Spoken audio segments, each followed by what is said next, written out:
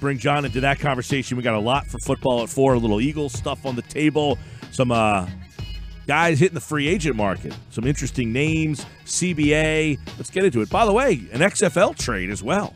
Wow. Yes, a first week XFL trade. Johnny Mac, welcome back. What's up, my man?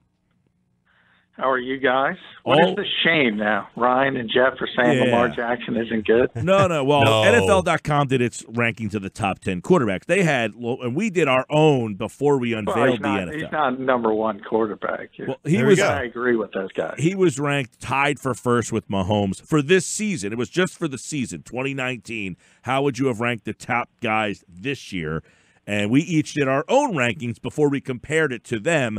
They had Mahomes and Lamar tied for first. Both Jeff and Ryan had him, third? I had him third, yeah. I had Mahomes, Wilson, Lamar. And Jeff had Lamar fourth. I had him number one. Well, he should be number one. I mean, it depends on your definition. He's the unanimous MVP. He's the best player in the league. So if you're going on regular season, he's the best player in the NFL. Yeah.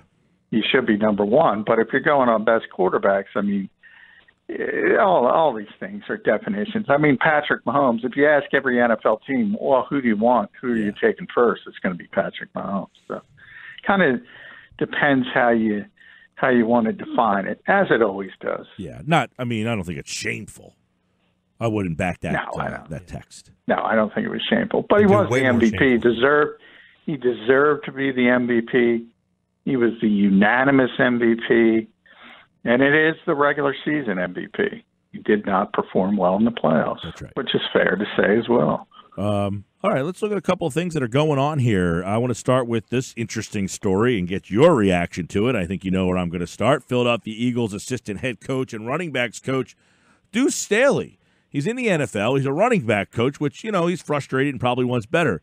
But would taking a running back position at his alma mater, South Carolina, be a step up for him? Apparently that's what happened. He was rebuffed, a source tells The Athletic. How do you read into the tea leaves on this story? Well, this is the first indication, as you could speculate, that Deuce is not happy, and understandably so. He's been passed up. Now, remember, technically, that's been one of the off-season talking points. It's been titles. Remember, he's the assistant head coach. If he was truly the assistant head coach and the number 2 guy to Doug Peterson, he wouldn't be looking for a running back coach's job at South Carolina, even it being his alma mater. That would be insane. And again, it's just another indication of what these titles really mean. Essentially, he's been passed over again and again and again and again. And he wasn't even interviewed for the offensive coordinator job. But you think about going back to Frank Reich, leaving for Indianapolis. Well, everyone says he got passed over for Mike Rowe, which is the obvious part. He also got passed over by Jeff Stoutman to be the run game coordinator, which people don't put into it. And then this time, you not only have Press Taylor getting elevated, who's about 12 years old, you also have Rich Scangarello coming in from Denver, who's ahead of Deuce Staley, and for all practical purposes on the offensive side of the staff. So, yeah, this is a clear indication of Deuce Staley saying, you know what, this team is obviously not interested and thinks I've hit a ceiling as an assistant coach. And if you feel that way, the only way to get out of it is to go somewhere else. It's kind of surprising to me that South Carolina wouldn't be interested, but it's kind of late in the process. But clearly, if Deuce Staley has ambition, and he certainly does, he's got to leave. He's got to leave. There's no question about it. Well, I was going to ask you, if South Carolina said, yes, we do have an opportunity to be the running back coach, would Deuce been like, I was just kidding? Boy, I don't know. I think if you make that call, if you make that leap, I think you're going. And I think it has more to do. It is a lateral move from a logic standpoint, being a running backs coach for the Philadelphia Eagles versus a college team. even a fairly high-level college team, obviously not the greatest, but certainly when you add in the fact of his history there, but more has to do with the fact that what I just said. It's evident time and time and time again. This franchise, this organization, the guys making these decisions don't think he belongs anywhere other than running back coach. Yeah, it just, as we talked about with Bieniemy the other day, like to take the head coaching job at Colorado or be the offensive coordinator, like that's a legit decision to have to make. Not saying, hey, even if you're mad, if you want to be the coordinator at South Carolina, that's different. But to ask about being the running back coach means, man, you got to really be wanting to send a message to somebody. But how do you even stick around? How do you even stay around, though, John? Like, all right, I called South Carolina to see if they had an opening for my same position that I have here. You didn't even, it's one thing to go, hey, I just wanted to see if I can get an upgraded job. You went for the same job. Well, and maybe that says something. Maybe it says he's not going to be here. Remember, just nothing's ever finalized. I mean, anything can change, and he could leave a job, he could resign, he could say, you know what, I'm done with this, and go in a different direction. But clearly it seems to me he's a guy who's saying, even if I have to take a step back to take two forward, the old adage, he's going to do that. And I think that was the plan, take a step back and go in a different direction that will allow you to, in essence, go by a roadblock, because he's roadblocked here. So if he keeps going forward here, he's not going anywhere. He's just stuck in that traffic. Maybe if he turns around, goes back a little bit, he can find another path forward. All right, Johnny Mack's with us here. Let's get into some more of the NFL news here. Let's jump to something we've talked a little bit about over the last couple of Football at Fours, this 17-game proposal, which I find a little bit more interesting as I'm combing a little bit more into it. I actually had an idea myself that I tweeted out that we can get into, but the league remains very hell-bent on expanding the regular season. One thing, though, is that I saw is a poll showing strong fan opposition to a 17-game season. Does that matter to the NFL at all? No. And by the way, I don't think it matters to the fans either. You know, a lot of these polls, let's be honest, they're not worthy of Scientific America. So a lot of people, when they're asked things, they answer sort of how they think you want them to answer. In other words, you know, one of the major narratives in today's sports world is safety with the NFL. So everybody wants to be cognizant in public that we're very, very concerned about safety. Whereas if they're behind closed doors, they'll tell you, I'd love to see 17 games. I don't care if somebody gets hurt. So you add that into it, and then from the NFL's perspective, it's about money. So I mean, they're looking for extra revenue streams, and how do you create extra revenue streams in a market that you basically saturated? Well, you got to expand those games, and that's always been their sentiment.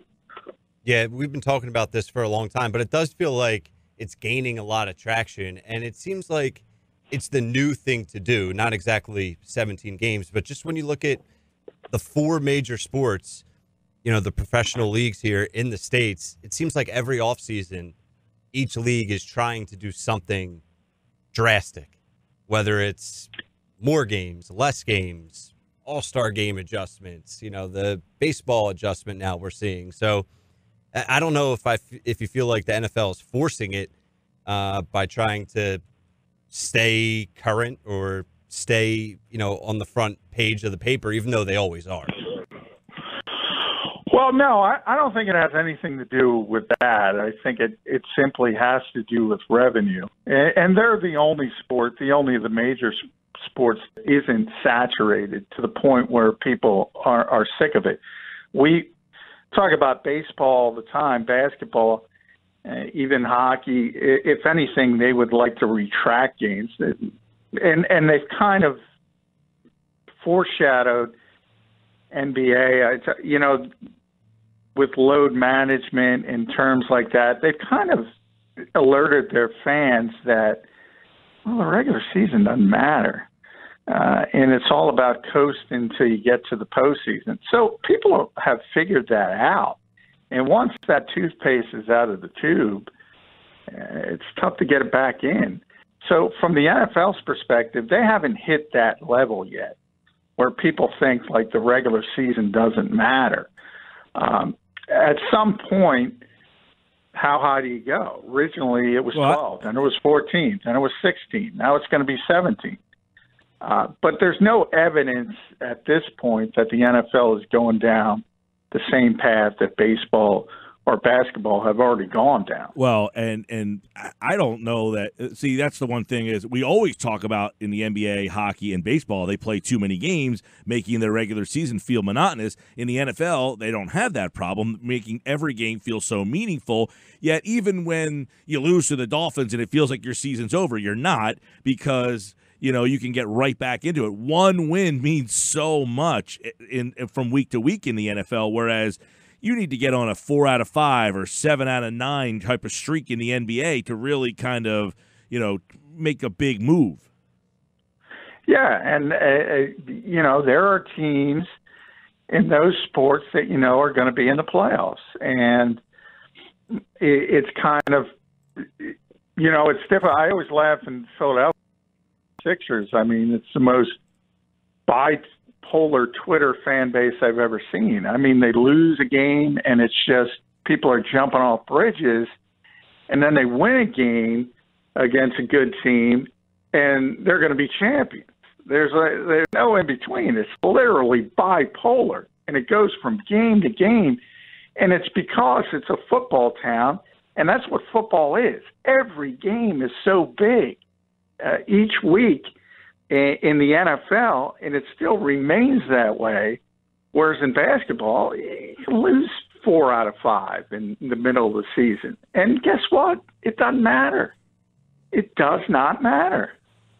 I think that's what benefits the NBA in today's world, John, is it's so reactionary, and social media and Twitter specifically with sports, being able to react essentially night to night is almost an advantage now, I would say, for the NBA. With engagement. I mean, it depends, I guess, how you look at it. If you think it generates interest, I don't know, the TV ratings will say otherwise. I think, and that's why I bring up the fact that people have kind of figured out that the regular season doesn't matter. College basketball is an even better example. I mean, college basketball has rendered its regular season absolutely meaningless. It's like a long, boring exhibition season. And that's what the conference tournaments have turned the regular season into. And then when it gets to March and the real tournament starts, everybody gets excited. But if you look at college basketball ratings for the regular season, they're atrocious. And you mentioned, Ryan, you talk about all the changes, baseball with the playoffs, and reality shows they're going to try to implement, basketball with their goofy all-star game, Team LeBron against Team whatever it is. Giannis. They're trying to placate, and I use this term all the time, a fan base that doesn't exist. These people you are trying to interest are not interested, and they're not going to get interested by stupid gimmicks. So you should spend more time making the fan base you do have a little bit happier, and then try to expand from there. You're not going to get people who don't like the sport, certainly by reality shows and putting Team LeBron on a jersey. It's not generating one extra fan. I would say that you're right, but I would also assume a little bit with this that they are placating to the audience that's not watching TV? Like you bring up the TV ratings, John, regarding the NBA. Well, I would say the stuff that the NBA is doing is because of their engagement online, like their social media through Instagram and Twitter and internationally. Like that's the audience that they're adjusting to. You know what I mean? Where the NFL is, they dominate the TV ratings. They are the TV show in America, regardless if it's a sport or not. Where the NBA, I think, has a little bit more of a niche crowd, if that makes sense. Well, they certainly have a more worldwide crowd. Yeah. It's more of a world game. But I don't know. I mean, they've tried to open up markets, and they've been successful in China, for instance, and you had that kerfuffle earlier this year, last year, I guess now, with Daryl Morey, and they lost hundreds of millions of dollars. So I don't know if they're good at that kind of thing. And I always say, we talked about this with the XFL, and we talked a lot about television revenue. You better make who's paying the bills happy. And that's the tell, including the NBA, same as the NFL. Social media, Twitter, they're not paying the bills. Yeah. TNT, ESPN, they're paying the bills. Yet So somehow when you say their Facebook television fixed rights- the election. So they better make Tom those from guys MySpace. happy. John, let me ask you this regarding the 17 games. I know the league doesn't want the 2 bye weeks. I think the players, if I'm right, are pushing for 2 bye weeks, the 17-game season, which would push the Super Bowl back to President's Day weekend, which means you would get the Monday off, and that would make a lot of people happy, to which I propose the XFL also start on President's Day weekend and play a triple header on Saturday and play 1 game at noon on Sunday leading in to your Super Bowl and make it a celebration of football. I don't think the NFL would really appreciate the XFL kicking their season off, but could you see a scenario with the 2 byes pushing everything back to President's Day weekend, and forget the XFL part of it? That would just be more for the fans, having football all day Saturday, a game on Sunday at noon, leading you into the 6:30 or 3 o'clock pregame, and just making it a big celebration of football. I'm sure the NFL doesn't want to give the rub to the XFL, but in fact, the NFL would do the exact opposite. If the XFL said, you know what, that's a good idea, and by the way, I think it is a good idea, and we're going to do that to get a little bit more interest in our product. I just talked about making the guys who pay the bills happy. The NFL, in that hand, they would go to the TV networks and say, you're not running that crap on our day. They would absolutely put their foot down. Right, because my point was not allow that. The XFL is on Fox. The Super Bowl this year was on Fox. You could have played the Fox XFL game at noon on Sunday. That would lead you into the Super Bowl pregame show. Yeah, they need the 15-hour pregame show. They would never in a million years let any product get any rub from them. I mean, that's how petty that league is. They would never allow. They're trying to extend the pregame coverage. I do think it's a good idea. Certainly a great idea from the XFL standpoint, but the NFL they have so much power. They would never allow it. As far as, remember, everybody's talking about 17 games because every piece of negotiation has been centered around 17 games when you talk about the next CBA. So it's just a matter of how they get there, whether it's 1 bye week, 2 bye weeks. Yeah. Now, what's the setup for home games away? Obviously, 17 gives you is it every year you go back and forth? How do they do that? Well, we don't know yet. That's one of the things. It's not, and remember, originally they wanted 18 to make that kind of thing easier.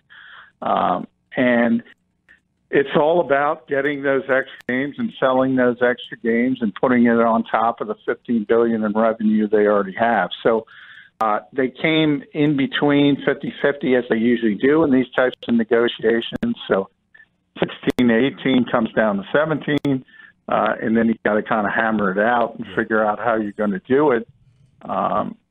And as long as the players get above that 47.5, and they will, probably 48, 49, not going to get to 50, that's how it's going to end up. All right, football at 4. Let me try to bounce a few quick hitters off you. Man, how do we talk football for 25 minutes and not get into I got 9 topics here. We only hit 2. Because I never shut up. It's funny. My girlfriend, she's listening, apparently. Happy Valentine's Day, babe. She says, John McMullen just sounds so believable as we're talking here. So, what do you think? I'm not lying. No, you're not lying. All right. If you were, we wouldn't know. Couple quick hitters. Greg Olsen, he's going around the league. Bills, Redskins, Seahawks. I thought that a guy like Olsen would have been interesting for the Patriots. Is that a clue that they're not going to bring Brady back? No, I still think they're bringing Tom back. And I think, the obvious one with Olsen would be the Redskins. Yeah, Bills, Redskins, Seahawks. So. They're the 3 teams that he is down to. I would think that he would want to reunite with Ron Rivera. Certainly there's interest from the Redskins' perspective, but it comes down to money. It's always comes down to money, and I think Greg can still play at a high level. Also is already a good XFL analyst, so he's got that his next career already mapped out as well. But to me, him and Ron Rivera make too much sense. All right. Josh Norman, the Eagle question. I'm not interested in Josh Norman, but he is being released. Tony Jefferson. Right. And, he's in here too. Paul Richardson, by the way, wide receiver. He's the type of receiver. He's a stretch the field kind of guy. He's a guy that 48 catches in 17 games over 2 years, and his bank account says he made $17 million. Something is wrong with this world that a guy who only played 17 games made $17 million. Well, it's because Paul Richardson can run, and Paul Richardson probably just strained his hamstring while we're having this conversation. I mean, the guy is always hurt, and that's the issue with him. And can you imagine this team and the history they've had with soft tissue injuries and all the problems with the medical staff, and they can't rehab hamstring injuries, and you're going to bring in Paul Richardson? I can't even imagine the Eagles going down that road. And the other guys, I mean, they are what they are. Tony Jefferson is more of a box safety. Josh Norman, cornerback maybe more than any other position in the NFL. If you go back 2-3 years, Xavier Rhodes going to get cut soon. You would say, who are the best corners in football? On every list would be Josh Norman and a guy like Xavier Rhodes. And now they're awful, but people think they're good. Yeah. Any interest in Anthony Harris? Well, yeah, he's the number one safety on free agency, and especially for a team like the Eagles who play a ton of single high, want to play a ton of single high. He's a natural cover safety. He's a center fielder. Right. He might be the best center fielder in football, but it's also going to cost you $12 to $14 million a year. So that's high ticket item free agency where everybody gets overpaid. So would he make sense? He would make perfect sense. Then you have to ask the question, how much do you want to pay a guy like that? And if you're going to work something out with Malcolm Jenkins, you can't pay 2 safeties that kind of money. So I don't think it's a fit for that reason. Yeah, and then Justin Simmons is another safety that is available on the free agent market. McCourty's a little older, Clinton Dix, and Jimmy Ward in San Francisco. Out there, yeah. Yeah, they'll be able to get an upgrade in free agency at safety. I don't think Rodney McLeod will be back. I do think they'll work something out with Malcolm Jenkins. So you will be looking for more of the single high guy. You want more of the coverage safety, not the box safety, because ultimately you're going to have that with Malcolm Jenkins. You don't want to have that redundancy, so you're going to need the coverage safety. And you mentioned the guy who would be perfect would be Harris, but it's tough to allocate those kind of assets for 2 safeties at that salary level, which you will be talking about if you sign him and bring back Malcolm Jenkins. All right, football at 4 in the books. Johnny Mac, follow him this weekend for his XFL coverage at JF McMullen. And, of course, he, like all guests, appeared via the Boardwalk Honda hotline. Thanks, pal. All right, thank you, guys. Yeah, man. We'll do it again on Monday where we're getting close to the free agency, which opens March 18th. We'll have more previews on the Eagles.